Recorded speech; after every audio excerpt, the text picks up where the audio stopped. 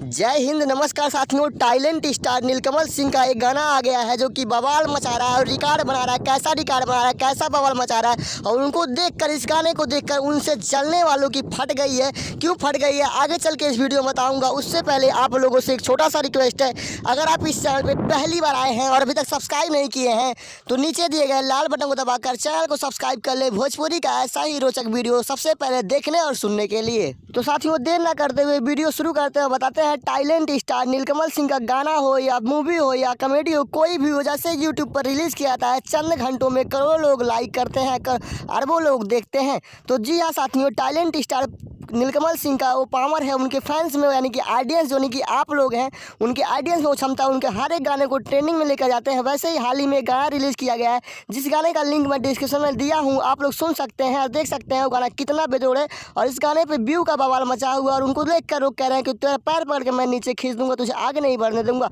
तो कोई भी हो साथियों, उनको नीचे नहीं दिखा पाएंगे। जय हिंद साथियों, आज का अपडेट इतना ही, फिर मिलेंगे नेक्स्ट वीडियो में।